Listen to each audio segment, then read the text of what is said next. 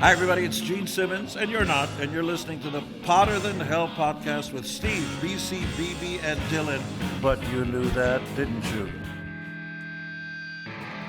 Ladies and gentlemen, welcome to the Potter Than Hell podcast. This is your last stop on the crazy train of hard rock and heavy metal. So sit back, buckle in, and hang on. Here we go.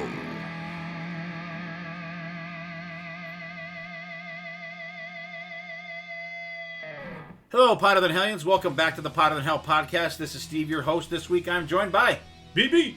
Across from him on the keyboards this evening is Dylan. And from the deep, deep south is our friend, Mr. Stephen Michael. How are you, buddy?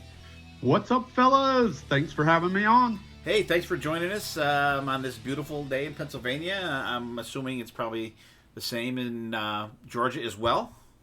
Yeah, it's sunny and about 101 with a humidity of 1,000.2. All right. Yeah. It's actually not bad. It's not even up to 80 here today. No so rain that's scheduled right. either, so that's we a got change of pace for when we record. Holy cow. Yeah, we had a couple days we got crushed. We had like Atlanta type weather the last couple days. It was like ball soup up here. Crazy. But it's looking good out there today. And Steven, how's it going with Growin Up Rockland? Growin Up Rock just keeps on churning. You know the drill. We live it. We love it. Episode every week. Nothing's changed. It's, like I said, doing well. All right, cool. You guys are rolling along. I know we've had BB and myself on this year for the Def Leppard saga you guys have going on. I think it's really cool that, and it's cool too. I like how you pick out bands that have just enough, like 12 albums, so you can, do like the whole discography for them. So that's cool. And you know how nuts I think you guys are on some of the picks you talk about. So, when are we going to get Dylan and BC on? Is my question. That's up to you. Yeah, it's your podcast. I'm not going to be like, put me on. I want to be asked. Well, I want to be invited. We don't usually cover too much Coheed and Cambria. So although we got a special Coheed and Cambria moment coming up on one of the episodes we recorded, I don't even remember which one at this point, but there is a moment coming up. I think I'd give you a shout out in that particular episode. Well, I'm honored. That's what you need to be on there for, to fill that Coheed and Cambria void that is on your podcast. I do realize this, and BC, eventually we'll have something, and you guys will be on.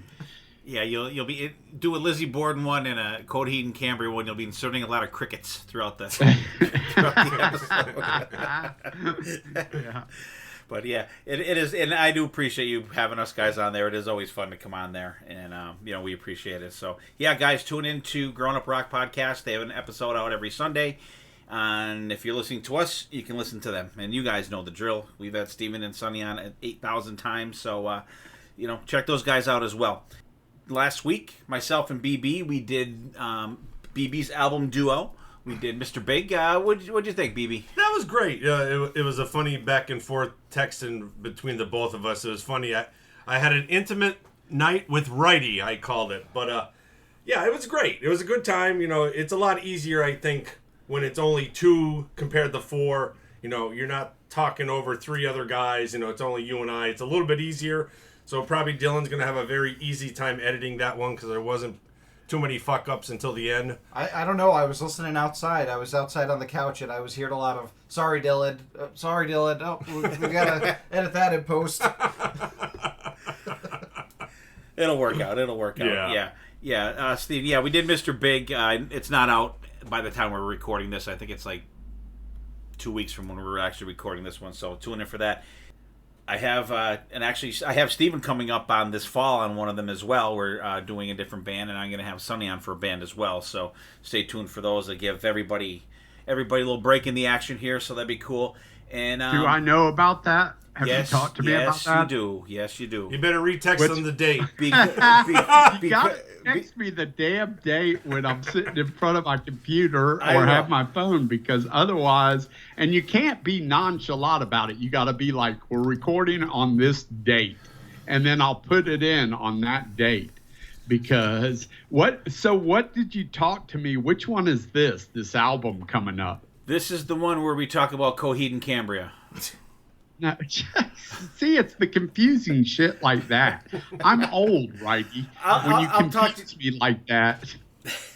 I do. I forget how old you actually are. You guys need a cozy calendar or a Teams. Well, I will actually, when we're done recording now, I will give you the full details on it. All right. Okay. I don't. And I will say the full details on it again.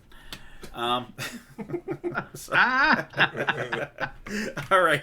Yeah, and you guys, Wasp started their tour. They played in Europe, a little festival show. I don't know. Did anybody see any footage of that? I watched a little bit of footage of it. There's Steven, a little did you bit check that out or no? I didn't watch the footage yet, but I saw the set list and I was very met on the set list. Like it was super short, like 12 songs or something like that. And just, I mean, I don't know, man. I mean, there's some good stuff in the set list for sure, but there's a lot of stuff that's absent in my opinion. Yeah, well, I think it was a festival show though. Yeah, they weren't it wasn't a headlining show. Yeah, because it was all during the day.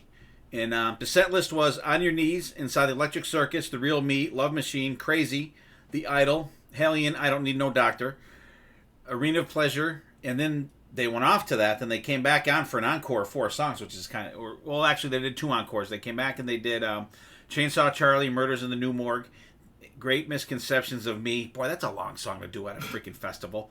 And then they came back, they went off, came back again, did Wild Child and I Want to Be Somebody. So it was a festival show, and because we were kind of chit-chatting back and forth about it, because, like, remember he said, we're going to do all these deep tracks and all this shit, and I'm like, 12, but then I'm like, ooh, festival show. So they're probably just getting that. So we better get those deep tracks and shit, because that's pretty much your average, Wasp show, I would say.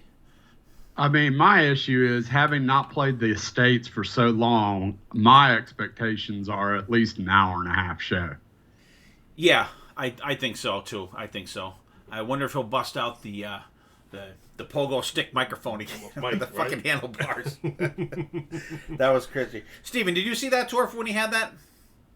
I don't know. I think I've told this story before, but the last time I saw Wasp, I paid like $40. It was in a club. He came on, did 2 or 3 songs, bitched about the monitors the whole time, kicked over the monitors, walked off stage, and that was it. I didn't get my money back. I didn't see anything else. I was pissed.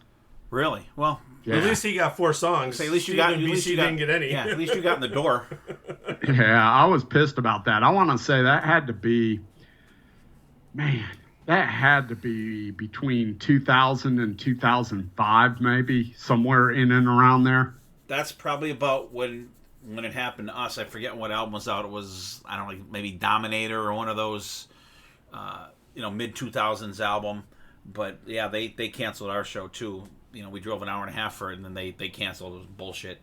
I was anti-Wasp for a long time. But hopefully when they do hit the States, we will get the full Wasp show with some deep tracks and stuff too, and because we saw them actually too, we saw them at M3 and it was pretty much the same type of set that you got here too. So, that's BC's Roofie show, BB. Oh, that's right. Yeah, that's right. Yeah. So I'm almost as excited or more excited to see Armored Saint, to be honest.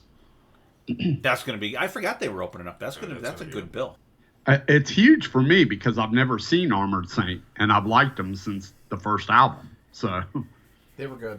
Yeah, they're a tough band to see. We've seen them twice, which is unusual because I didn't think we'd ever get to see them. We saw them at Headliner Club show, and then we saw them. They opened for Saxon. Queensryche. Queensryche?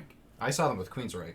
Oh, maybe I seen them. No, I seen them 3 times then because I saw them. Yeah, I was at the. We saw them at Croc Rock. We saw them at ballroom. BB King's in New York City, and then we saw them at the ballroom. At the ballroom. The Roseland. At the Roseland ballroom. Yeah, I got sick that night. That sucked. That bassist is wild though. Chipotle. That's the second time I saw the bassist too. Yeah, Joey Vera. Yeah, when we saw him for Frankie Bello. Played in Anthrax. Yeah, yeah. So definitely looking forward to that tour. And our buddies, my buddy, actually, I will say, Glenn Hughes has COVID, so.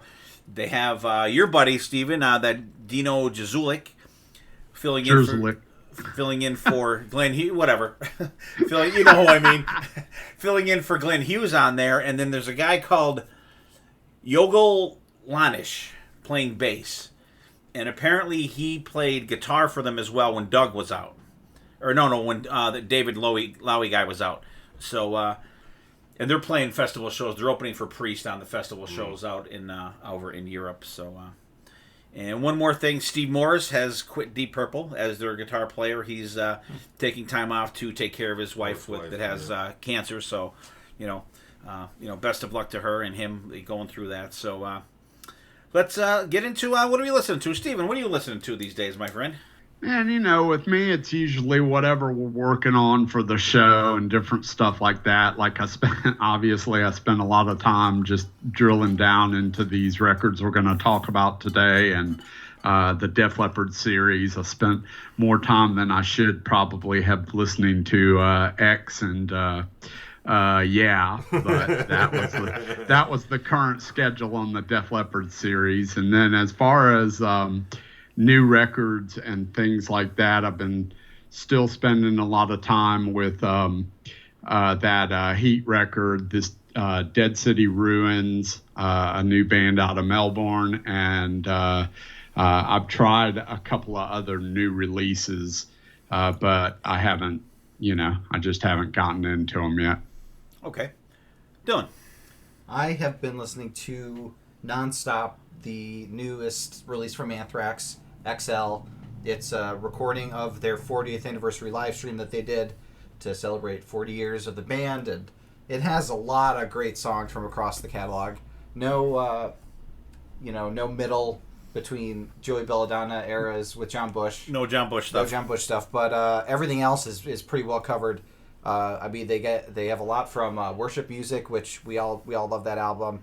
They even bring on Chuck D from Public Enemy to do Bring the Noise, which was really cool. But, Evil Nick and Tessin, they do NFL, they do, In the End, BB. Nice. Be All End All, Now It's Dark, fantastic version of that. They open up with Fight Up Till You Can't, which is such a cool opener. And I love how Scott Ian does the no more during live. It's so cool. So if you want to listen to Anthrax without the Joey Belladonna back and forth with the crowd, this is the album to do it with, because they don't do any of that stuff because there's no crowd to do it to, because it's it's them on kind of like a stage setting. It's them like live in the studio type thing? It's like live in the studio. They were performing from the studio out to the people. But how can they have a proper celebration of 40 years of Anthrax and not do any John Bush stuff? Come on. I know, but they're going on tour, so maybe they'll do John Bush stuff. If it's a setup like that, just bring John Bush in and do a couple songs. Maybe he was busy with Armored Saint. He's toured. They're not touring now. He didn't want Sammy on stage when Dave was going out with Van Halen. So why would Bush come back? John Bush has to sing Joey Belladonna songs. Joey Belladonna doesn't have to sing John Bush songs. There you go. Bam. Well, because winner. Ding ding ding. Because the Dave fans would boo Sammy off the stage.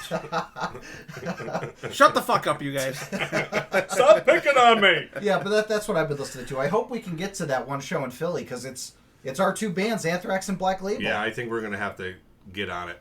We got to see that. September?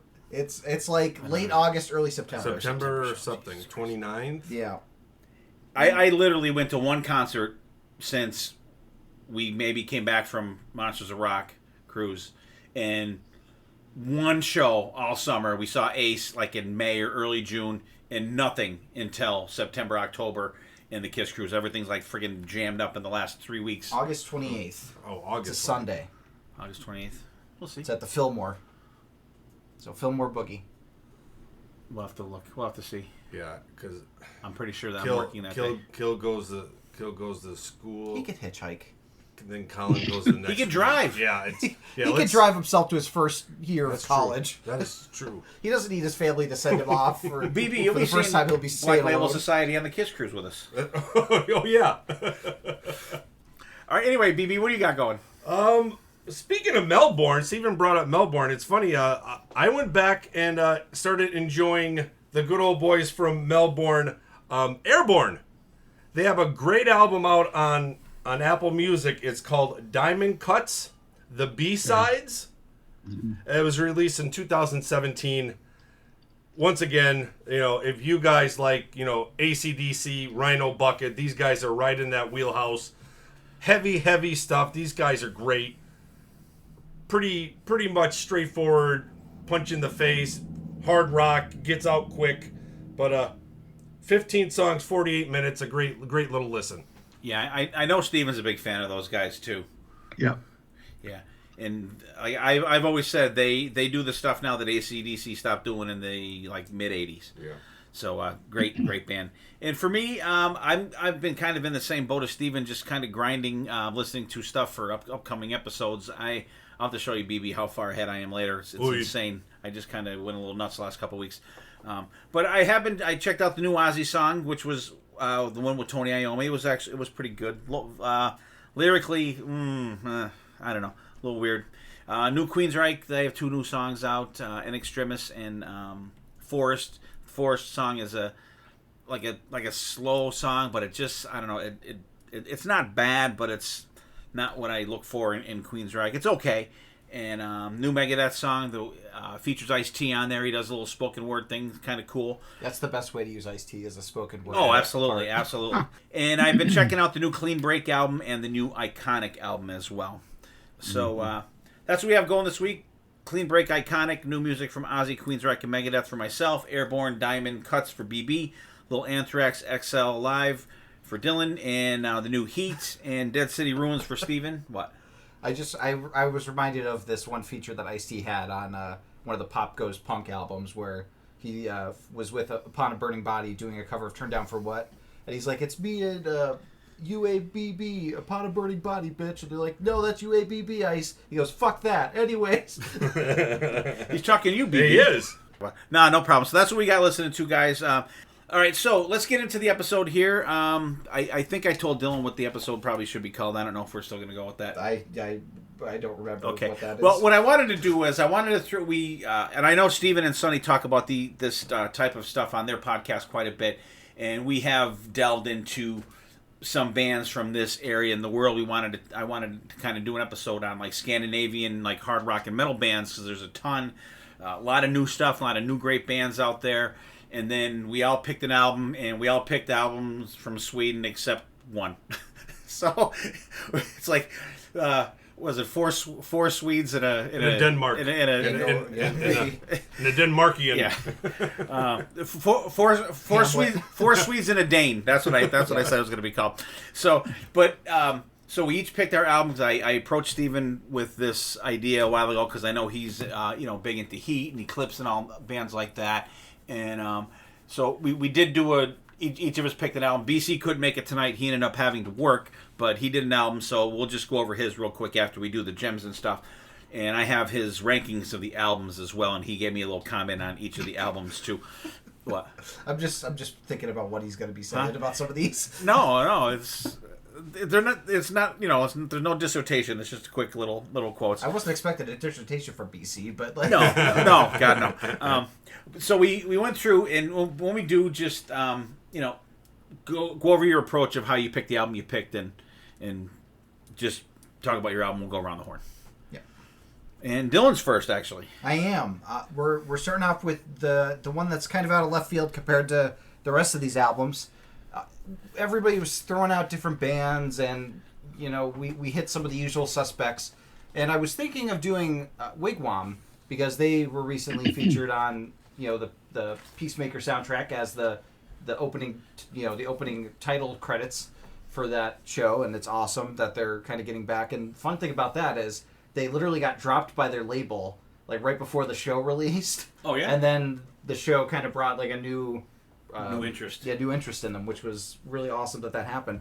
But I decided to go off the beaten path and go with a band that is very well known, but is in a very different wheelhouse than a band like a Heat or an Eclipse. The band's called Opeth. They are a prog death metal band, and I decided to go with what people call their seminal album, Blackwater Park, from March 12th of 2001. That was when it was released in Europe, and then it was released March 13th in America.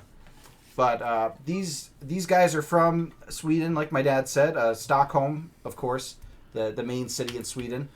They formed in 1989, and they were kind of really going around. And Blackwater Park is actually their 5th studio album, which is very interesting.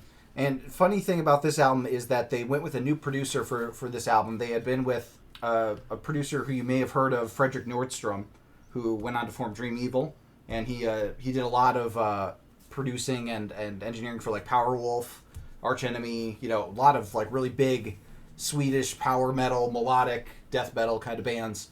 So they kind of had him as an engineer for this album, and they brought in Steven Wilson from Porcupine Tree, which kind of an out of left field pick for a death metal band to bring in this guy, but I think it really works for this album because this is really a marriage almost. It's almost like I call this a death metal dream theater album because of how just a lot of time changes, a lot of really cool riffs. There's piano in there, no keyboards, but piano. And actually the piano, I believe, is done by Steven Wilson. So he does the piano, the clean and backing vocals on some of the songs, as well as the engineering and mixing with Frederick Nordstrom. But the people that are in Opeth at this time is Michael Ackerfeld on vocals, guitar, and acoustic guitar, Peter Lindgren on guitar, Martin Mendez on bass, and Martin Lopez on drums. Sorry, I think it's Martin Mendez on bass, and then Martin Lopez. I'm trying to hit the accents, but Right. I always George Martin. Martin! But this album kind of came together in the studio. They said that it was a relatively easy time creating this album, which is very different, especially with like a new producer. You figure that there would be some clashes, and apparently Steven Wilson was difficult to work with in his band, but apparently they had no problem with that.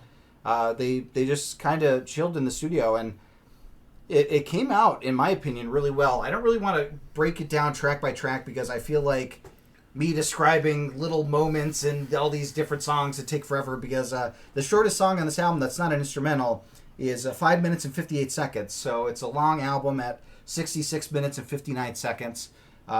There is one little 1 minute 50 instrumental track that I'm sure was maybe BB's favorite because there was no vocals in it. But there's a lot of Cookie Monster vocals on this. I will warn everybody.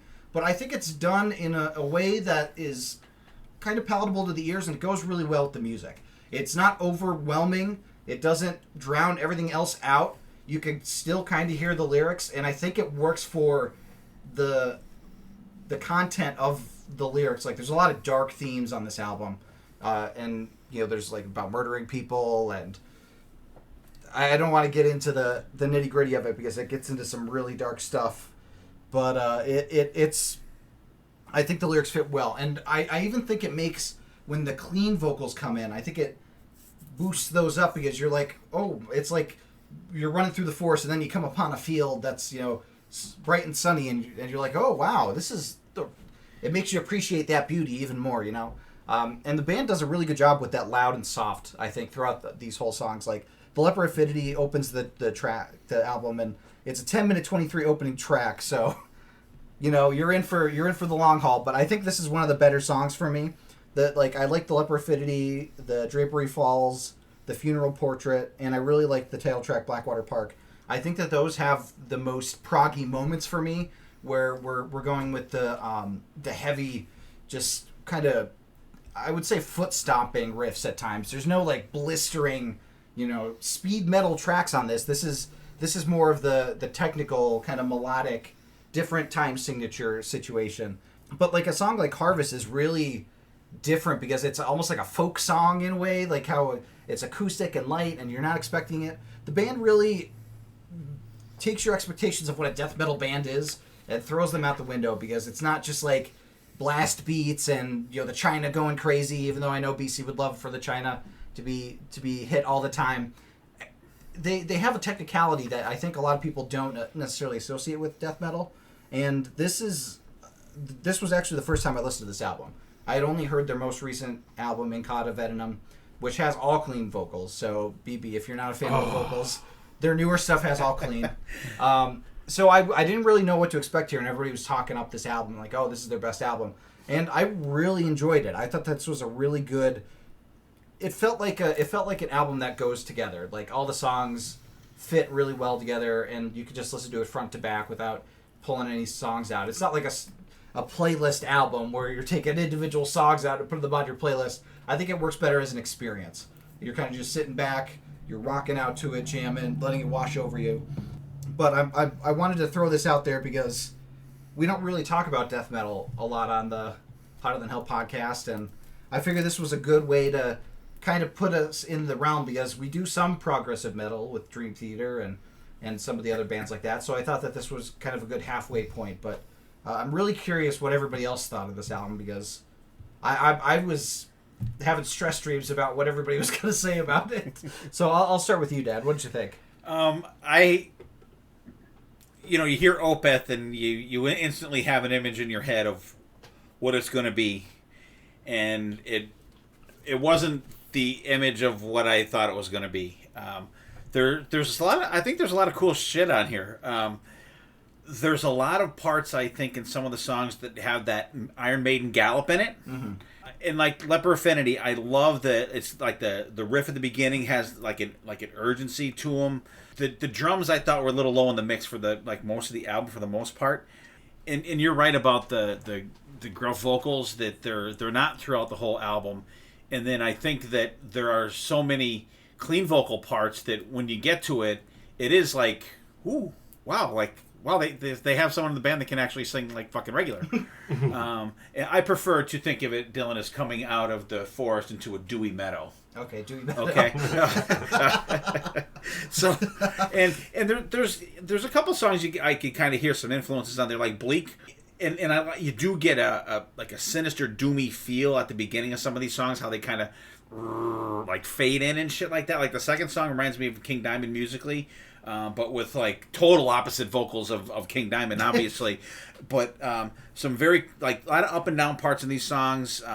Harvest totally threw me for a fucking loop, because it's a total fucking like acoustic fucking thing going on there. Drapery Falls was cool. A lot of solo was friggin' fantastic in that one. A lot of tempo changes. Songs are long. Next time we have Sonny on an episode, you need to do an Opeth album. Absolutely. And I hope they start out that album with a fucking 15-minute song to start, because he's always in a hurry listening to fucking music. But I thought Funeral Portrait was the best album on the song. I fucking, like, it starts off mellow, like, gets into this kick-ass friggin' riff. Yeah. And I think the gruff vocals go along with that perfectly. The song fucking just kicks all kinds of ass. Like, it kicks up in intensity for the fucking solo. I wish the whole album was like this song. Because, I mean, and it's like, so it's, this whole album's what? 66 minutes. Eight songs, and this is like song number 6. So you got a long way to get to this song. But it was excellent, and I didn't mind it. I thought it was probably the most interesting album that we will be talking about this evening. I wasn't a huge fan of the production at it. Interesting listen, tough at times to listen. Some of the stuff gets, even for me, gets a little crazy, but I didn't hate it. I actually listened to it. I listened to it probably 6 or 7 times actually between now and when we first came up with this one, and I was so surprised that there were parts like, oh, that's fucking awesome, and other parts you're like, oh, come on, dude. Then they kick into something cool. I didn't hate it. Like I and especially that Funeral Portrait song I thought was fucking cool as fuck. And I think that's also like a prog thing too, where it's like there are parts where you're like, okay, we get that you're good musicians, let's move along, but then they'll get into like a really cool jammy part. You're like, ooh, there we go. So I think that's more of a product of the genre more so than the band, but I absolutely know what you mean.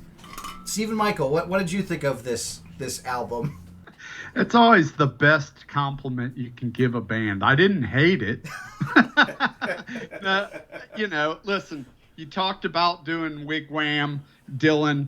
Yeah, you should have done Wigwam. But anyway, no, in all seriousness, that was an homage to my co-host, Sonny Pooney. Brutal. Yes, that would have been his opinion of this record. I have to listen to it with open ears, which I did. And I always appreciate experience of music when I'm going to really take an open look at and listen to something.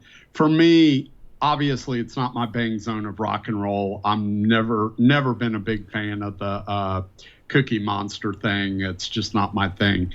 That being said, this record has a lot of really beautiful textures, which, they have the ability. You can tell they're players. That's easy to see. So they're very creative, very great players in their individual instruments. It goes, it has these beautiful keyboard and acoustic guitar textures, and then it goes into some of the heavier things. The key tracks for me, the ones that I really enjoyed the most, were Bleak, Blackwater Park, the title track, and The Funeral Portrait. Those were the 3 tunes that stuck with me the most. I mean, I don't know what else to say. It's just not my bag, but I can appreciate it for what it is, and that's what you're bringing to this podcast, Dylan. It's good that you're able to bring stuff like this to the simpler rockers like myself, because this paired up against everything else that we're going to listen to tonight is pretty much it's chocolate versus a bunch of vanilla. So it's all good, man. Dark chocolate. It's on an island of itself for sure. I agree with that. BB, I saved you for last, buddy. Oh, man.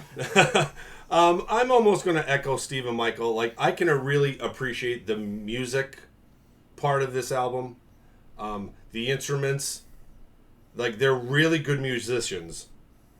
But, and like you knew, like, Patterns in the Ivy, that piano instrumental, I thought was awesome.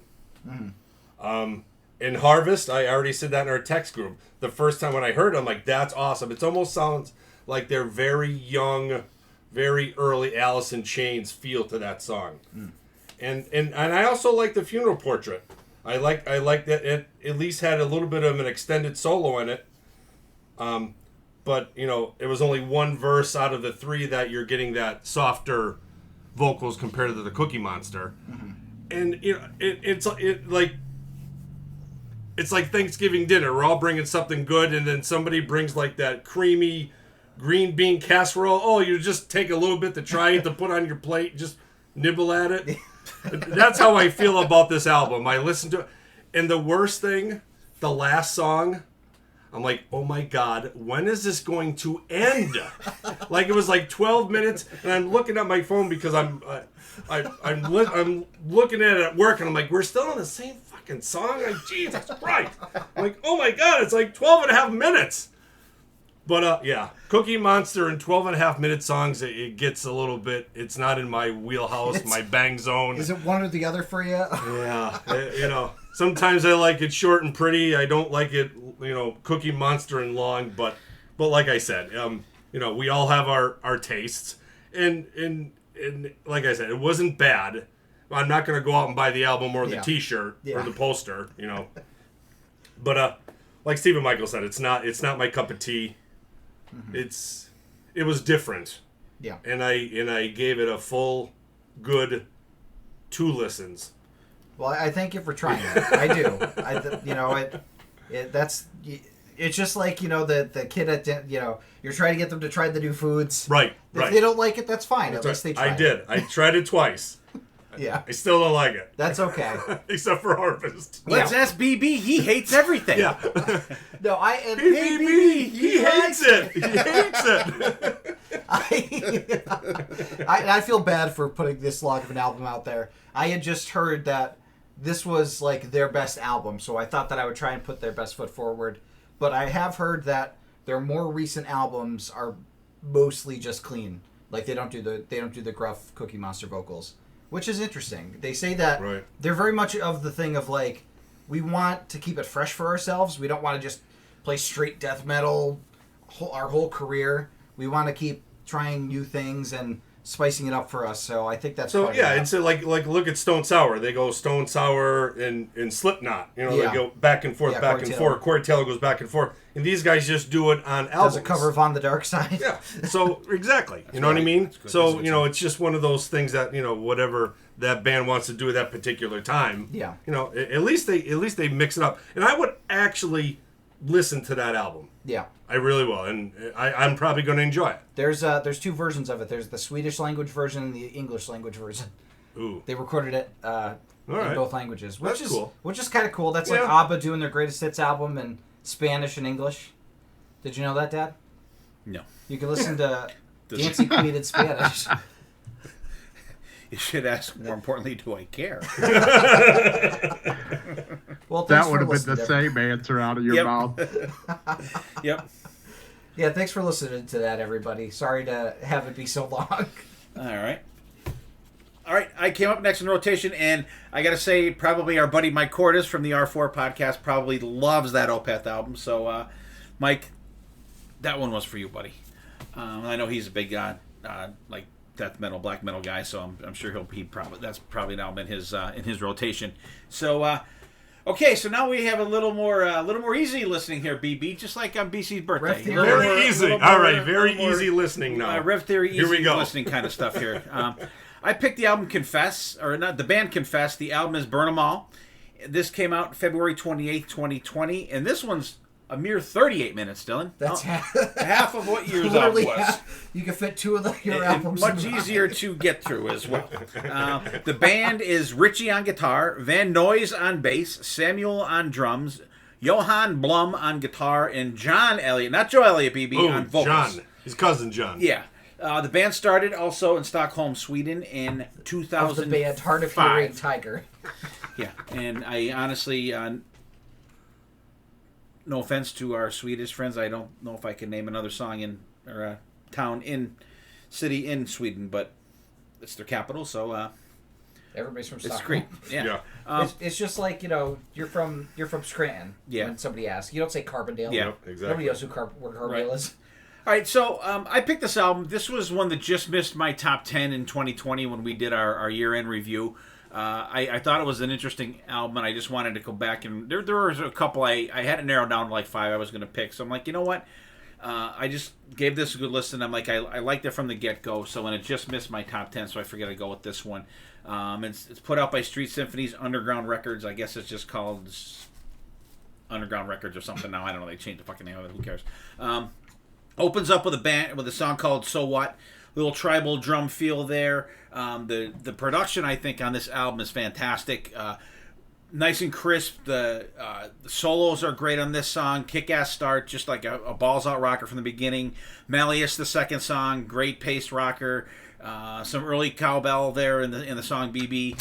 Yes. And the drum sound is great too. A lot of hooks in this song. Background vocals are great. Little spoken word for BC there. Too bad BC's not here. He loves the spoken word.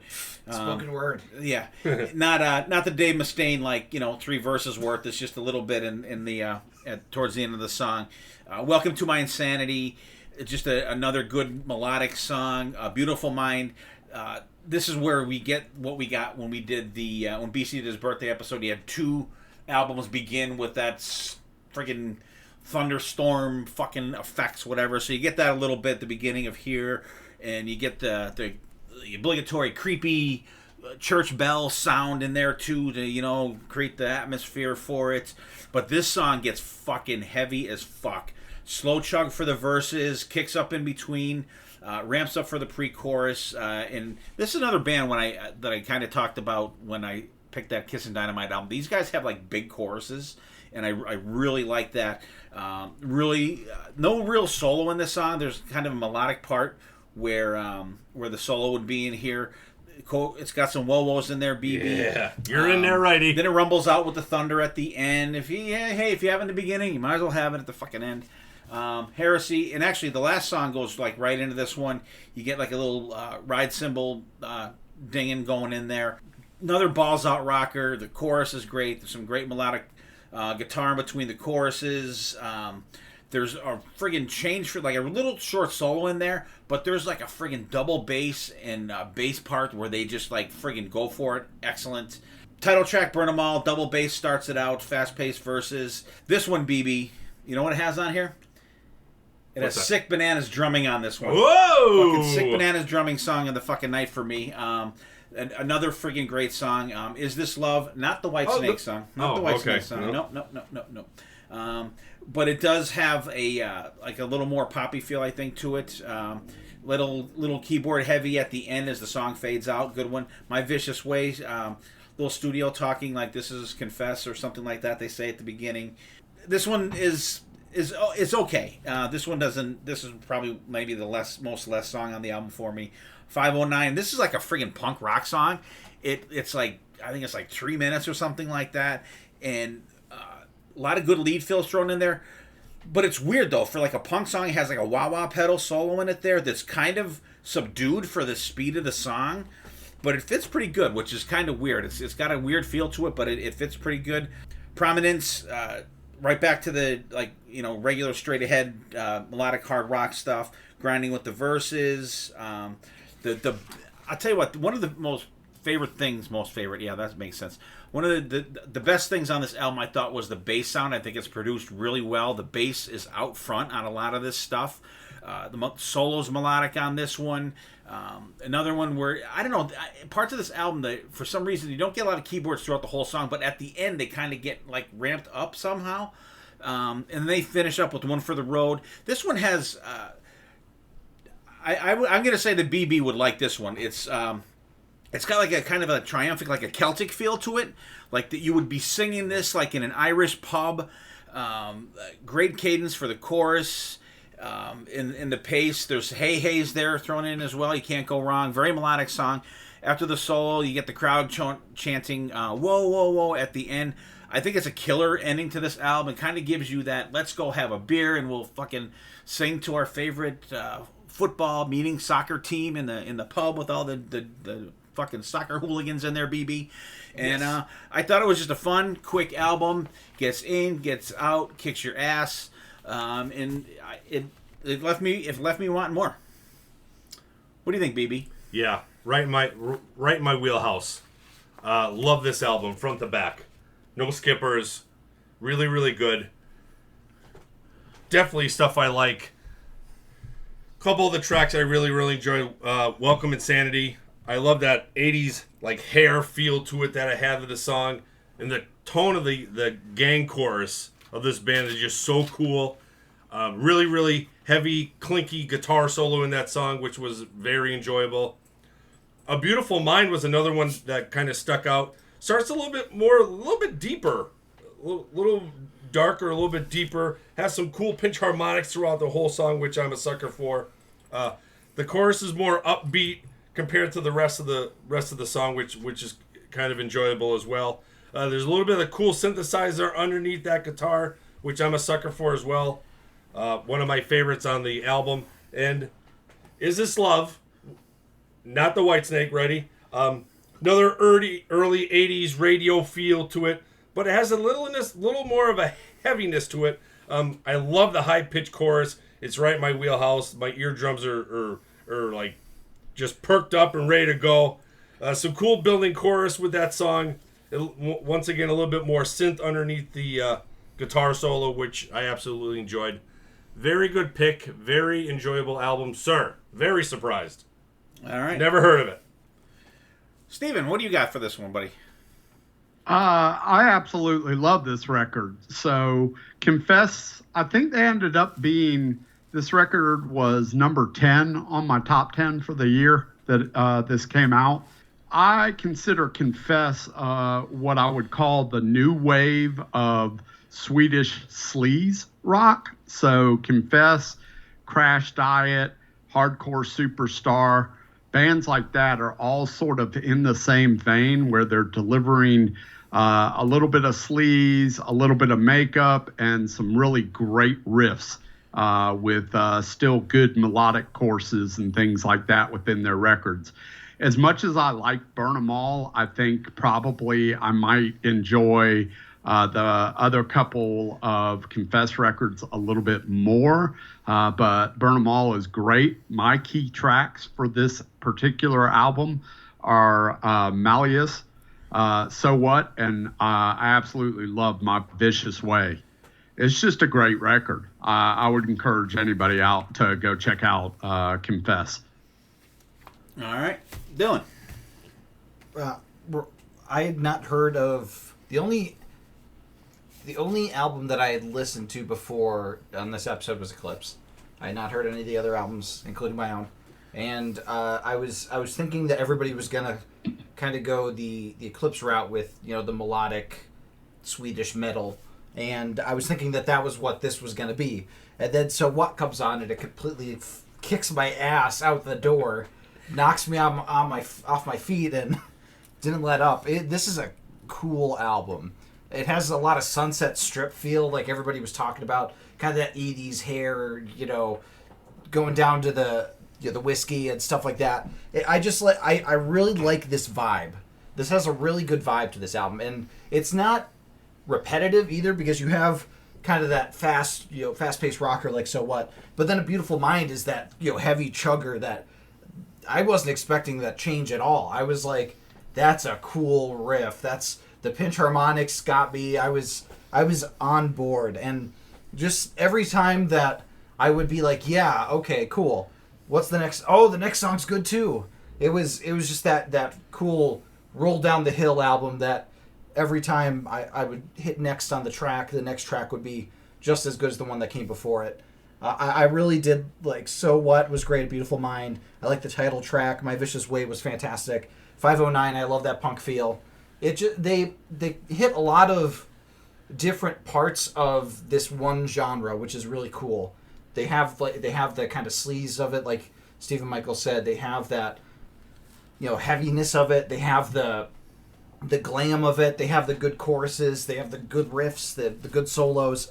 They really managed to run the gamut on it, and I really, really appreciated this album for it. So this was a fantastic pick for me. Yeah, so there's our first two albums we did. Dylan did Opeth, Blackwater Park, and I did Confess, Burn 'Em All. So with that, we are going to take a little break, and Stephen Michael's got a little info for you here. All right. So today's hidden gem is going to be a song from a band that got sent to me recently. I've really never heard of this band before, but I put the record on, and I'm really digging what I'm hearing. The name of the band is Dead City Ruins, and the name of the album is Shockwave, and that comes out, well, it's out now. Came out on July 22nd, and the band is from Melbourne, Australia, and the song that we're going to hear is a song called Preacher. Check it out.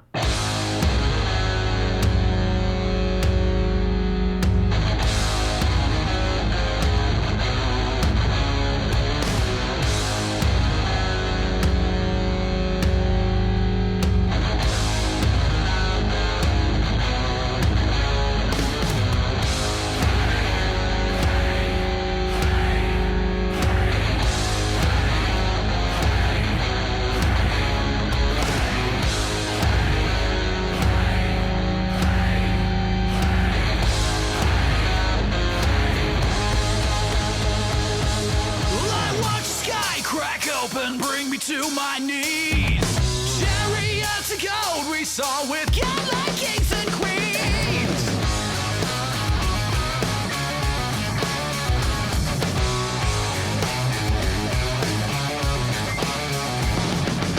Well, I can't remember what life was like before. It's back on the table as you walk right through my door. No, from head to toe, yeah, I was paralyzed with fear. But some man in the shadows flies a ship I'll never steer.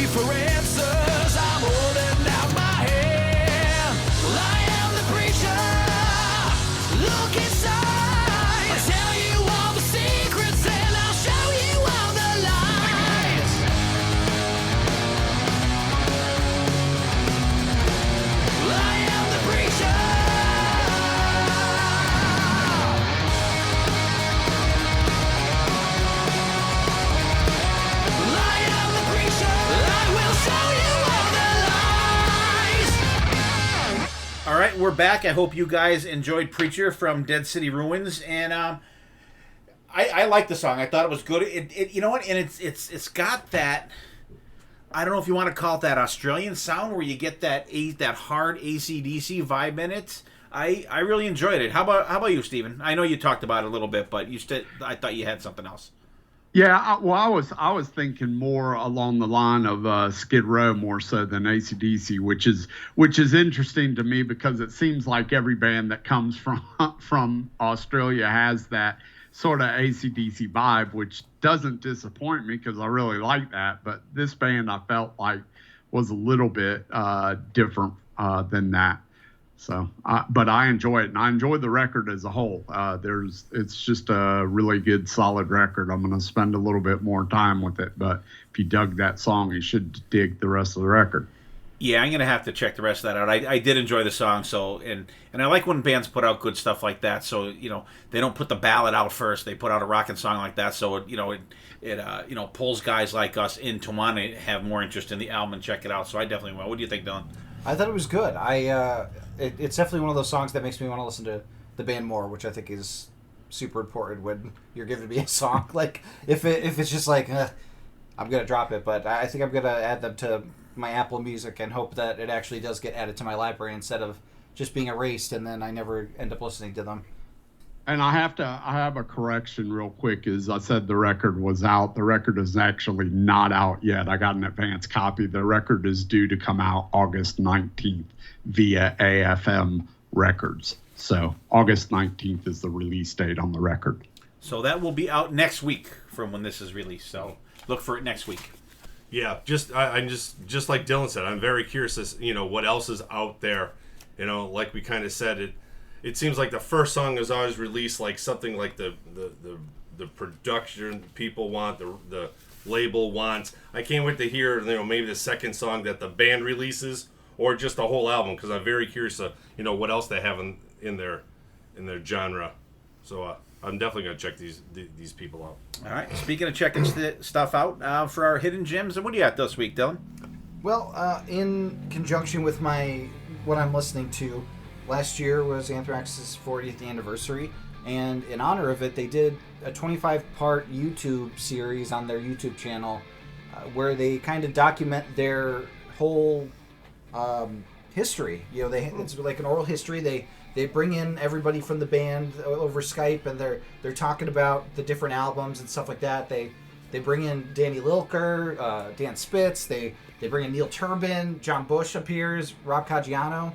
They get everybody from the past iterations of the band involved to talk about the different stuff that they were on. So it's a really cool journey through their their history as a band. So check it out on YouTube. You can just look up Anthrax 40 documentary, and all the episodes are there. Each episode's like 10, 15 minutes a piece, so they're like nice little bite-sized chunks.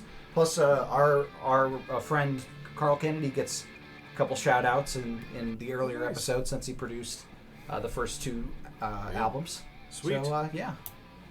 All right. Very cool. And my hidden gem this week, I was just kind of scrolling through my Apple Music. This album came out, I think, last week, and it's a band called Sideburn, and the album's called Fired Up. It was pretty good. It has just pretty much straightforward hard rock album, and nothing crazy, no Yngwie type shit, no like speed metal shit, just some good straightforward hard rock, and it's just a solid album. It's not kick your ass, but you can throw it on and just let it play. What do you got, BB? I love when Apple Music kind of continues playing with music after you're done listening to an album. This Monday I had to bring my son to he's going to college, so they had a little orientation, and after BC's album was done, which we did not talk about yet, Apple threw a bunch of songs of this and that and this and that, and this band really perked my ear because first it was a female singer, so I'm like, ooh, wow, this is different. The band is called Skew Siskin. Oh, excuse me, check it out. Check it out, dude. They're from Germany. And this song was released in 1992. It's called Sniffin' the Dirt. I'm very curious to go back and see what this band sounds like, because there's at least 5 or 6 albums on Apple Music. So definitely worth giving a listen if you're in the, almost kind of like a little bit heavier vein of like a Hailstorm type thing. But cool, definitely check it out. Siskin. Check it out, dudes. Check it out, dudes. Fucking Loud Friend used to do that on Headbangers Ball. That's all I can remember is you guys making fun of that. Excuse Check it out, dudes. All right. And Steven's Gem is the song we played for you before, Preacher from Dead City Ruins. So that's what we got this week. We have Steven's there, Dead City Ruins band, and Preacher the song. Band Sideburn, Fired Up album for me. Checking out Skew Siskin with BB, Sniffing the Dirt from 1992. And Dylan's got the Anthrax YouTube documentary. So that's what we do. And actually, we can just go over BC's album real quick if you want. Do you want to take the lead on it, Dylan? Sure. So BC picked the band Bullet from their 2018 album Dust to Gold. I thought it was like similar vein in terms of feel to the Confess album, in terms like kind of the hard rocking, but with little gruffer vocals. Dad was joking that BB would never pick this album because of the vocals, but I liked it a lot. I thought it was a really solid album. Another short one at 39 minutes. Something that cannot be said about the last 2 albums we'll be talking about tonight. I said that before the podcast that the albums were kind of in pairs, and then mine was on the island. This is, I consider, in the pair with Confess. What did you think of it, Dad? I liked it. Well, musically I liked it. I fucking hated the vocals on it. I fucking hated it. I literally got down the end, and on the song Hollow Ground, I'm like, cool drum roll, pick, scrape, start, great grinding for the verses, and God, these vocals. Like, have another fucking Lucky Strike, for Christ's sake. Jesus Christ. But it's hard rocking. Like, it kicks ass right from the bat. From speed and attack, and then as soon as he starts singing, I'm like, I hope this isn't the voice for the whole fucking album, and it was. The production's really good on it. A couple standout songs on there. Fuel the Fire's really good. Choppy guitars, harmonic break in the middle, and then it just like bang goes into a friggin' shredding solo. Is fucking fantastic. Highway Love, that was one that was kind of meh for me. But like songs like Screams in the Night, not Screaming in the Night, BB. Forever Rise was really good. It's like the solos are like there's like a back and forth dual solo on Forever Rise that kind of reminds me of like a Priest kind of song with the back and forth and stuff. Dust to Gold. It's not a really. I think if they flipped maybe the 10th or the 11th and 12th song, like flipped Hollow Grounds for Gold to Dust, it's not a really strong ender, but it has a cool fade out. It's not like the band playing out, just kind of the way the song just kind of like kind of fades out. I really thought it was cool. Album is rocking musically. It is absolutely rocking. The vocals for me are fucking cringeworthy. I would rather him sing this like the guy from Opeth with the gruff vocals than the way this guy sings. It just doesn't fit the album for me. But the production is fantastic.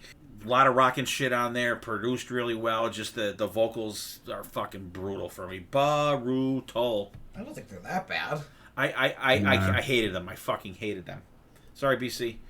Rocking album though. Let's put in Eric Martinson, or the dude that sings for what's his name, John Elliott. We'll put in there to sing for him. It'll be better. Steven, did you hate the vocals as much as my dad did? I did not. Your dad needs to settle down a little bit. Take a chill pill there, righty. Yeah. So the Bullet, I don't know what it is with these Bullet bands. I get them confused because I think there's 1,000 of them. Bullet for My Valentine and Bullet, and I think there's a Bullet with Boys. Bullit. Yeah. I don't know. Anyway, That's the Steve McQueen movie. Yeah, this record was new to me, so I checked it out. I actually liked it. I thought it was, on the surface, these records, other than the Opeth, they all sort of sound like they're in the same vein, and I guess they are, but they are very different records. And Bullet is to me, Bullet's more on the line with what we're going to talk about with BB as far as Fate, the band Fate. But my key tracks for this Bullet record are Fuel the Fire and One More Round. I like it. It's got a lot of good riffs on this record. The singer, he might wear on you a bit, but it's not as bad as Wrighty makes it out to be. Yes, it is. What about you, BB? Yeah, musically, this album was great. Vocally, it kind of teeters in ways I almost feel like it was like Pretty Boy Floyd and Faster Pussycat had like a rock and roll baby, and that's what it sounds like. And sometimes I liked it, and sometimes I'm like, What ugly baby. It really, really teetered for me. But musically, there's some cool riffs. There's some great shredding in it. The drums are great. It's just one of those albums that I couldn't understand where BC was going, because usually, BC and I usually get in that same vein of music, and this, I don't know what goes on with the vocalist, but it just, like I said, I just teetered with this album a lot. That's why I actually tried to give it one more listen. I figured maybe the more I listened to it, it would start growing on me, but it just teetered. A couple of the surprise tracks for me, I guess, if you will. I love Wildfire, was a really, really good song. Danger Zone. And then I thought it was really, really cool how the title track and the closer, Dust to Gold is, closing out your album. But yeah, like I said, I probably won't be checking out. This is probably the only band today we talk about I probably won't check out, down the road. I don't know what you hear sometimes, man. I mean, do you put on a record and think it's one thing, but it's like a totally different band?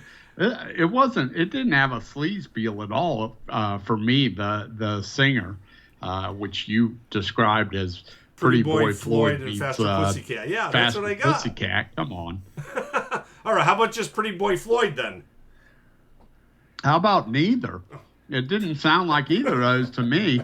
I mean, I don't know. It had some good riffs on it. I mean, I don't know. I might listen to some more of it and check out some of their other stuff based on this record. I mean, I definitely would, with hopes that he was one and done with the singer on this album. Probably not. Wishful thinking. All right, everybody went on that? Yep. Okay. All right, and Steven, you're up next with your album, my friend. What do you got? And if anybody could guess, you won't be surprised. Well, I must say, if I knew what everybody else was picking for this, I might have gone a bit different route, but I kind of felt like, okay, we at Growin Up Rock, we carry the flag for bands like Heat and Eclipse, and I could have picked an album for, from any number of Swedish bands, because there's a lot of them that we like a lot. But I figured, okay, I'm a guest over here at Potter and Hell. Let me expose the Potter and Hell listeners to a band that we've been preaching about forever and a day, which is Eclipse. And I said, well, I want it to go with a record that maybe we don't talk about quite as much over there at Growin Up Rock, even though it's the first record that I ever got and ever heard Eclipse. So I selected the album Bleed and Scream, which a lot of Eclipse fans actually think this is the band's first record, because this is where they sort of started to get some exposure, but it's technically the band's fourth record. And the first two records that Eclipse put out, although they have some pretty decent stuff on them, they're really trying to discover themselves and figure out what they're going to be.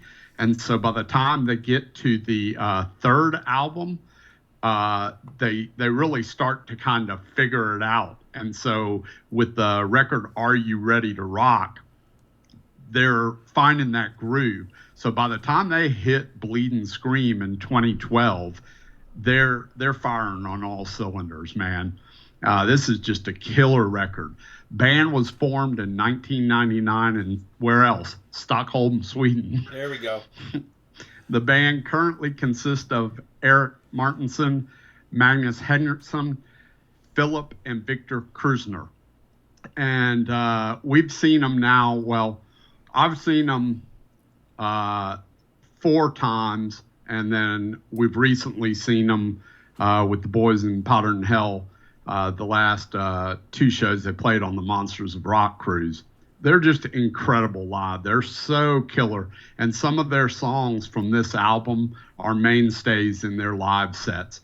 Key tracks for me, the whole record is great, but the key tracks and some of my favorite songs on this record are Wake Me Up, Bleed and Scream, Battlegrounds, and SOS. Great songs.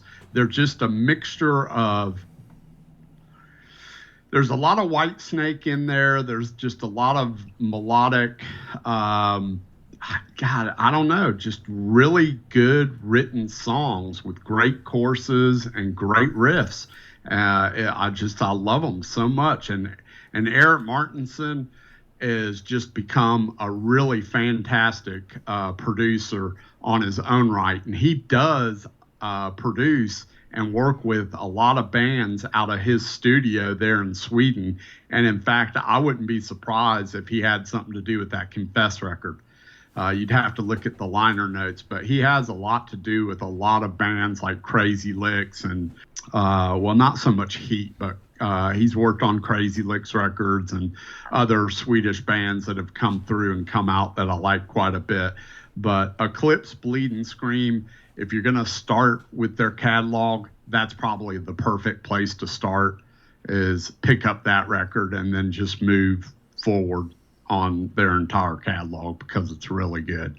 That's my choice for records. I'll start with you, Dylan. You're the odd man out on some of this stuff. What did you think of the Eclipse Bleed and Scream record? Yeah, Eclipse is a band that I really got into thanks to you and Sonny bringing it over to the podcast, because you both would put different songs from them in playlists. I think Ain't Dead Yet ended up being in one of the playlists from one of the episodes you guys were on. And I think they're a really good... I think me and my dad called them soaring rock bands. You know, the choruses that just kind of reach the sky and you get that uplift when you sing. And I really like how empowering it is. And this record is a really good indication of that. I think that there's some great riffs. I love the kind of the choruses are very iconic in that soaring way, like I said. And I think each song is good. They kind of blend together after a while, like towards the end for me, but that's not necessarily a bad thing because it all kind of goes as a cohesive unit, and I think that's a really positive thing for this album, and it's a good album for sure. I really do like Eclipse. Awesome. How about you, BB? Yeah, just like Dylan, I think these guys from Eclipse and also Heat, I think we kind of got from you guys. You know, they're pretty much in the same vein as, you know, kind of much how they sound in that. I absolutely love this album. I think Dylan already said this before. This is also the only album we talk about tonight that I actually knew and had, you know, listened to before. A couple of the key tracks for me, Ain't Dead Yet. I absolutely love that song. It's just that heavy, chunky start. The bass line in that song is great. The drums are super crisp. Falling Down's another one that I absolutely loved, just because how the drums start the song. You know, every once in a while you don't hear like a cool drum solo starting a song, but, you know, vocally the pitch is great. It's right in my wheelhouse of what I want to hear from a vocalist. The solo is like sick bananas. Yeah, there you go, Righty. Falling Down is a Sick Bananas solo of the night from Mr. Stephen Michaels' Eclipse album. And also The Unspoken Hero. Another great vocal performance. I love this. I love Eric's vocals in this. Some really cool drum beats throughout the whole song. The solo is really, really good. The gang vocals are great, you know, once again throughout the album, but I think in this song the gang vocals, they bring it a little bit higher. And like I said, this is a really, really good album that I've already heard of, and very nice pick. When I went through the list of, you know, all these bands, I'm like, ooh. I'm like, Stephen Michael already picked that one. I'm like, ugh. But yeah, very good pick, sir. Awesome. All right, Righty, you're up. Okay, this is actually the second Eclipse album that we've covered on this podcast. I did Monumentum for one of my birthday episodes. either last year or the year before, and I've always liked these guys, and I as well as these guys here have you guys to thank for getting me into these guys. I'm certainly glad that you did. These guys have been in my wheelhouse since you guys started bringing them up on, and I don't think I've ever listened to these guys ever until you guys had them, featured them on your podcast. And this album is fantastic, and you did mention that we did get to see them on Monsters of Rock Cruise last year. And I thought I really liked these guys that they mixed up their set lists playing both shows. And I mean, there were a couple songs that were common for both shows, but they did throw, like 2 or 3 different songs in and mixed it up, which was great. And Eric, fantastic front man, whether he's playing guitar or not. And this album was really good, front to back, fun album. I love, and I talked about it before, I love bands that have big choruses, and these guys are probably the front runners in that category, and this album is absolutely no exception. Songs for me on there, Ain't Dead Yet is friggin' fantastic. Battleground, isn't that the one that they started out slow in the live show, like they did like an acoustic thing with it and kind of changed it up, and then they busted it out at the end, right? They did it different. So they live. don't really do the full-on electric version anymore in shows. This is the song where they really made it kind of a crowd moment, and they do like almost an acoustic version of it. Yeah. Yeah, I wish they would do the album version because it friggin' kicks ass. Bitter Taste was fantastic.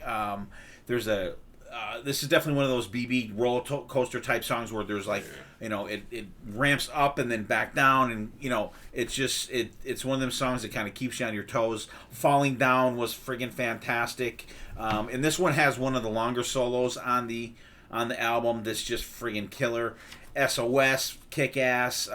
Take Back the Fear, and this album I like as well that it breathes pretty well. The sequencing on the songs is fantastic. And yes, Sonny Pooney, album sequencing does matter. It's him that doesn't like that, right? The sequencing, right? He grew up in an era of MTV and playlists. Yeah, I think that album sequence is very important, especially if you're looking for a whole album, not on shuffle play experience. And they do a fantastic job of breaking up the album here. About the Break is fantastic. Just a great album. The vocals and lead guitars are killing. The drumming is killing. My only complaint about this album is that it lacks a little bit of bottom end in it. You don't get a lot of like out front bass. I think if the bass was turned up a little more on some of these songs, I think you would get a little better experience, especially with how kick-ass the drums are on this. I think if the bass was a little more out front, you would get that oh my god kind of feeling. But I really enjoy this album. I think it's front to back, just no skippers whatsoever. Great pick. Yeah, which I think you mentioned the bass, and I think that if you search out Eclipse's catalog, as you go deeper into their catalog, you can tell that Eric becomes a much better producer as time goes on, because with this record, he's probably still learning, but by the time they get to Armageddon Eyes, which is the next record, and then, further on down the line, the sound to me gets much more cohesive, I think. Absolutely, and their newest one, Wired, was fantastic as well. Absolutely great. Yeah, it's a great record. And I'll tell you one thing I'm going to share, which I said, had I known what everybody else was going to pick, I might have picked something a little bit deeper, a little bit off the beaten track. But this one I'm going to share with Dylan, which is, while we're talking about Swedish and Norwegian bands, Dylan, I would encourage you, because you like some different things, I would encourage you to go check out the band Shiraz Lane and their record Carnival Days, because there's a lot of different textures. Although it is a melodic hard rock record, it's not quite as straight ahead as some of the other things that we've talked about today. And I think it's a really good record, but there's a lot of textures, but a lot of different emotions and moods created within the 11 songs that are on that record. So Shiraz Lane, Carnival Days, go check that record out, and I'd be interested to hear what you think of that record, Dylan. Yeah, I'll let you know. I just added it to my library, so I'll listen to There that you for go. sure. All right, very good. Last but not certainly least, BB, bring it home, brother. Alrighty. All right. Well, since you guys are, following each other, I'm definitely not going to take the lead. I'm going to make my own path here. I'm going to Denmark. I'm going to Copenhagen, Denmark, with the band Fate. The only reason why I picked these guys, because I kind of threw up a whole list of bands that came from this genre of music. And when I found out they were formed in 1984, I'm like, boy, these guys must be around forever. I'm just going to pick their last album and, hope for the best. And the album I picked is If Not For the Devil, which was released in 2013. But these guys have 7 albums. They've been together since 1984. They're actually formed from Merciful Fate's old guitarist Hank Sherman. So there's a little bit of, Merciful Fate kind of genre-ish in there with these guys.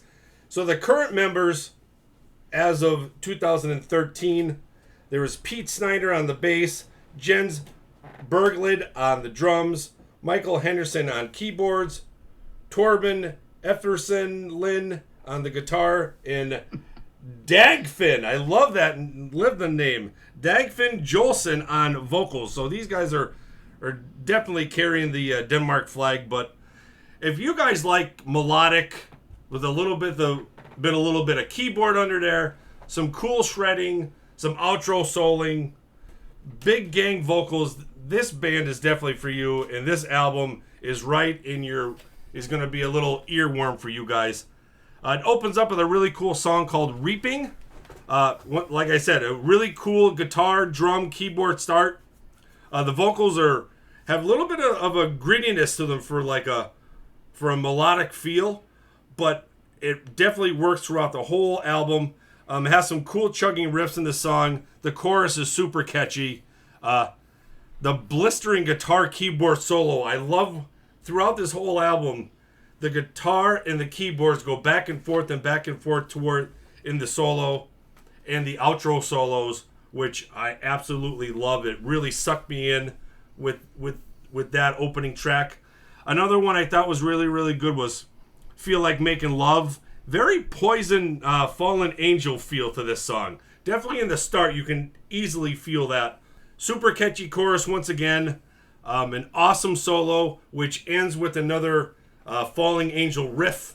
The last outro chorus is really, really cool. Super high-pitched vocals through the whole band. And then they add a little bit of keyboard underneath it, which they didn't do throughout the whole song, which is super ear-catchy for me. Another song I really, really like was Made of Stone. Awesome keyboard start. More big gang vocals, like I said. It has this driving riff throughout the whole song, which is cool.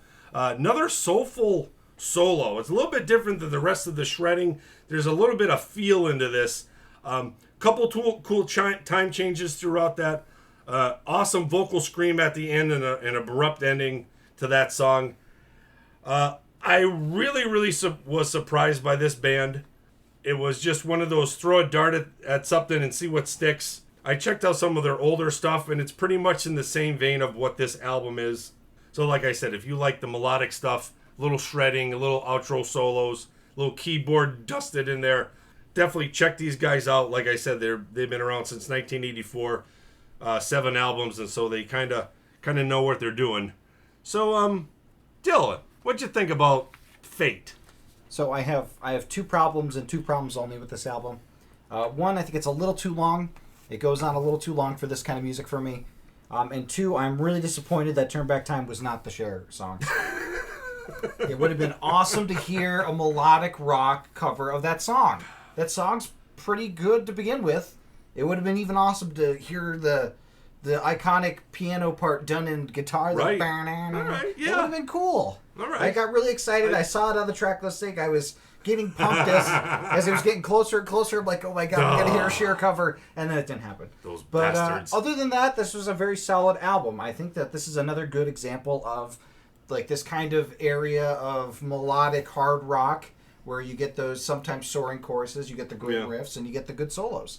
I think that there's a lot of good stuff on here. It's another one that, for me, works pretty cohesively. Like I said, it's a little too long for my taste, but otherwise it's a very good and enjoyable album. Nice. See, I was expecting it was long, and they all sounded the same.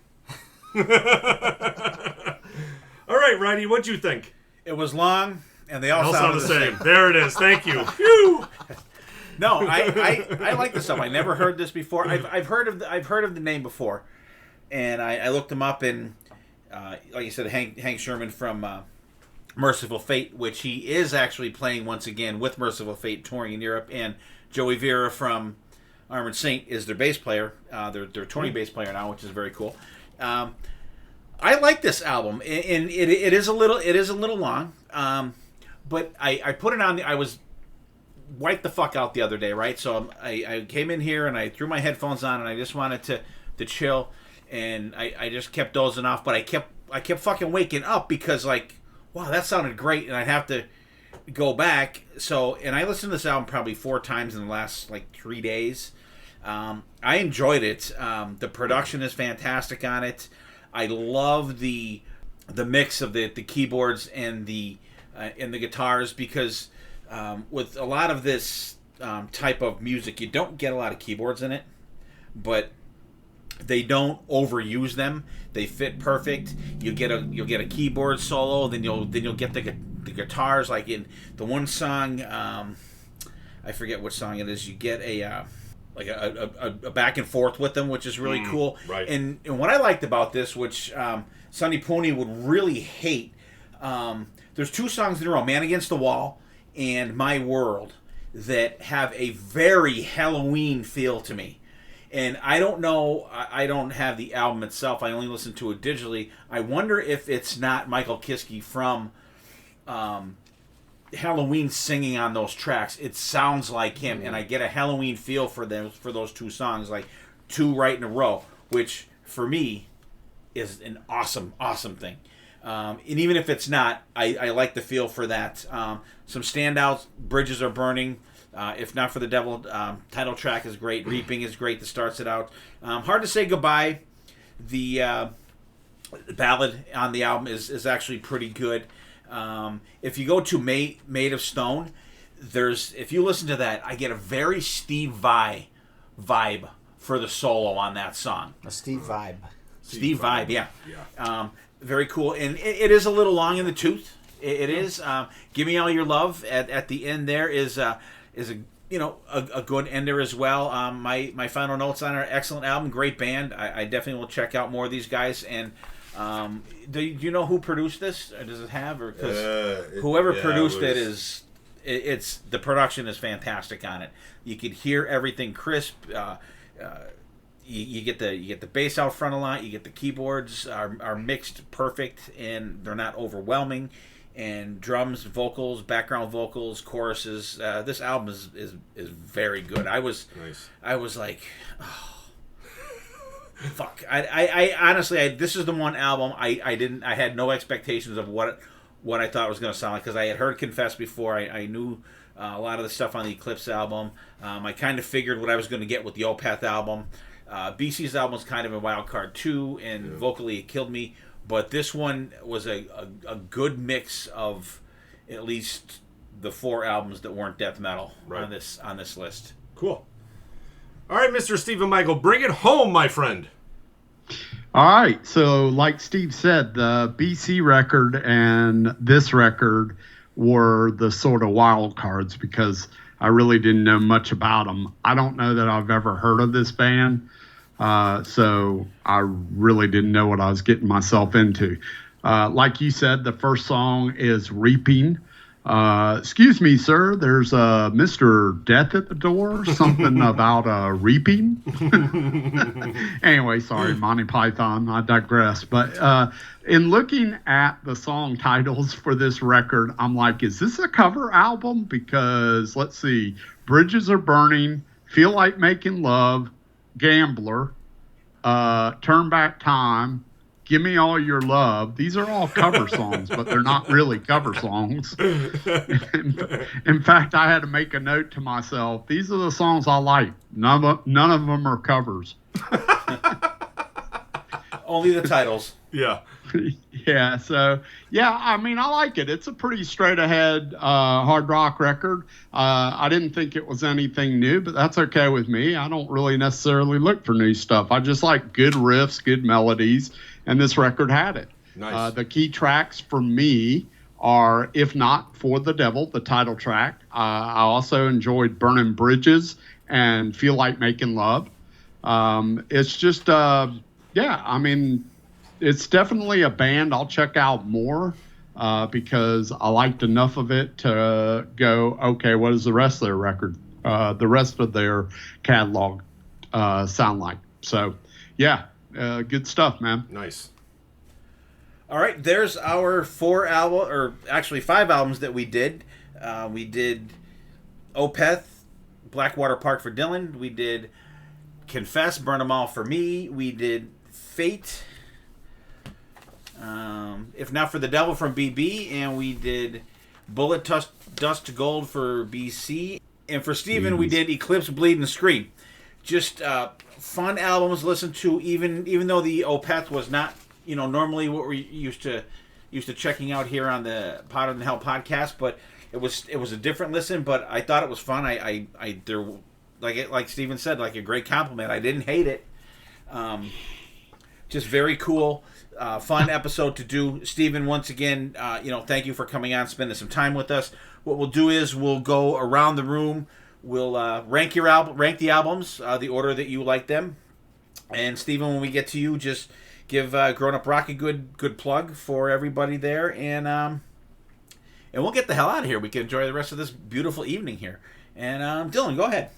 This was a really good episode. I think that everybody brought a different slice of Scandinavia for us to peruse. I thought that was a really cool thing. Like I had said before, I think it's interesting that we had different pairings where it was like my dad's and BC's album, and then you had BB's and Steven's album, and then my album was off on its own in terms of kind of similar feels to it.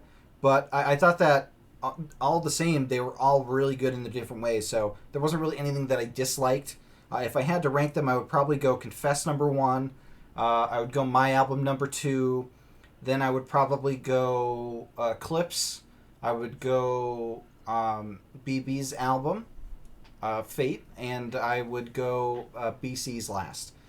Just because, I think that BC's was good, but I don't really remember as much about it. But you could listen to a good selection of the songs from all the albums that we talked about tonight on our Spotify playlist of the week, and that will be in the show notes for you to check out. There's a lot of really great stuff from the Scandinavian countries, so even the albums, the artists that we haven't listed, like Heat or Wigwam, check them out. There's a lot of great Pretty Maids. bands. Pretty Maids.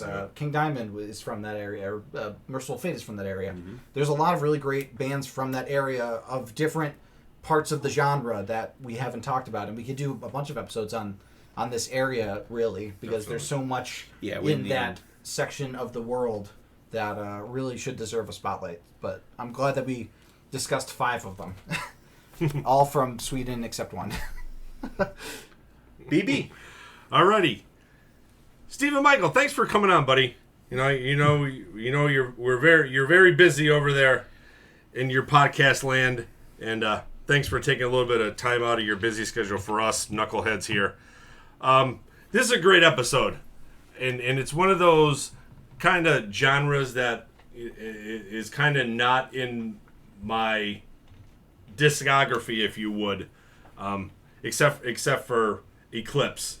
It's crazy how you get to a different part of the world, and the craziness, how the different bands sound, what they put together. It's just mind-blowing, the crazy music that's out there. This is really, really fun, and definitely most of these bands that, I would have never, thought of even listening to if it wasn't for this episode, for sure. Almost like Dylan, I'm going to go Confess #1. I thought that was a great album. Super, super good musically. Eclipse #2. My album Fate #3. I'm even going to put Opeth 4th, Dylan. Yeah. And I'm going to put BC's album last because, he's not here and, It's easier to... he's probably not going to listen, so I'll never know that I put him last. So. True. But like I said, great episode, and Stephen Michael, thanks for coming on. All right, Stephen. Well, gentlemen, BB, Wrighty, Dylan, and the absent-minded BC, always a pleasure. I appreciate the invite. I always have a good time when I come on the podcast and talk with you guys. It's just, I can't say it enough. It's always a pleasure. For my rankings, I'm going to go with Eclipse 1 because that's just my bang zone of rock and roll. I like Bleed and Scream. Confess 2. The Fate is going to be at 3. The Bullet at 4. And Dylan, no offense, the Opeth at 5, but that's basically because it's what I enjoy. So it's nothing against anybody. That's how I rank my personal taste.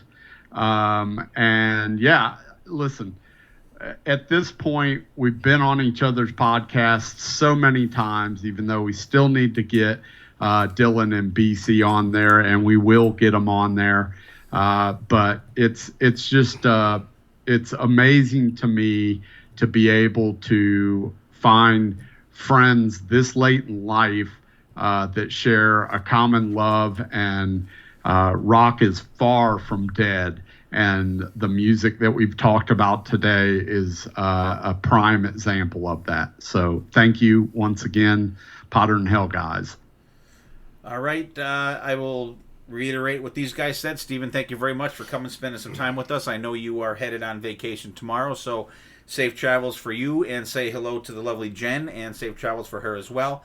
And we always love having Stephen on. It's always fun. We always like getting his take on everything. And so when I thought of doing this episode, Stephen, you were literally the first person I thought of, and that's why I threw it out to you before I even put it down on paper that we were going to do when I threw it out to these guys, and I wanted you to have first dibs on an album. And I kind of figured you were either going to pick Heat or Eclipse, and you hit a home run with it for sure. And I know you guys love and champion these guys, so great pick. And before I do my last thing here, I'm going to read BC's notes and his rankings for the album. So here's his notes on the bands. Confess, my kind of rock and roll, love it. Eclipse, excellent band, great album. Fate, good rock, catchy. For Opeth, musically not bad, vocally brutal. There he is. Dust to Gold, his notes on it were, it came out in 2018. Picked mainly because I like the straightforward rock. Vocals sound like a cross between Tom Kiefer and Dizzy Dean Davidson. Good solos. So, and actually the order that I read his comments on, that was his ranking. He didn't rank his in there, so he must have ranked his last as well. So he had Confess, Eclipse, Fate, and then Opeth, and then I'll say we'll put him in a tie for with Opeth for the last one. So he's not last on everyone's list. Spoiler alert. So yeah, I really enjoyed doing this. I love these bands, and like Dylan said, there's many bands that we could do. Like you said, Merciful Fate, King Diamond, Pretty Maids, bands like that. Heat. There's a shitload that we could do. And honestly, no offense to any of the other Scandinavian countries that we didn't pick a band from your country. We will absolutely get to them. I think maybe the next one we do will eliminate Sweden, will eliminate Denmark and except in case unless And I want to do Pretty Mates. In picking the album, like bands from there, we're not going to eliminate those countries. No. We'll eliminate them from the running to pick a band from. Yes. But there's a ton of good stuff out there, guys. And like I've said it before, if you are not checking out new music, you are missing out on a ton of great music out there. And there's and Steven, you could attest to this. There's pretty much too much out to even listen to, because I know you guys do it and we do it here as well. We do a top 10 ranking of albums at the end of the year, and then like January, February, March, you're hearing of albums and you check them out from the year before that are kick-ass, and you're like, well, how the fuck did I not hear of these guys? But there's so many bands and so little time, I think, is what it comes out to. So get out there, check out a new album, and like I always say, listen to one album all the way through, front to back, at least once a week. You will feel better for it. My rankings are, I have Eclipse with number 1. I have Fate number 2. I have Confess at number 3. I have Opeth at number 4. And I have Bullet at number 5, because I just vocally, Bullet, sorry BC, I think the gruff vocals fit the Opeth more than the dude fit the Bullet ones. Although musically, Bullet is freaking solid, so I could even put them in a tie, even. But the tie for last. I'll tell you what, and if see Dylan, so you're still last. if Bullet had, like, say, Eric Martinson singing, or the dude from Fate, or even the dude from Confess singing, that would have been my favorite album of the night. Yeah. Hands down, it would have been. But it just vocally killed it for me. But it was fun listening to him, and because actually, even listening to that Bullet album, it made the music that much better for me, because I couldn't wait for the fucking singing to stop. Just fucking fantastic. So, guys, check out Spotify playlist. Dylan will have a selection of songs from the bands we picked and stuff from maybe what we were listening to and our hidden gems here. So, guys, we had an awesome time doing this. And stay safe out there. Enjoy the rest of your summer. Have fun out there. Listen to some tunes. Crack a beverage. Enjoy. And thank you for hanging out with us. We love you guys.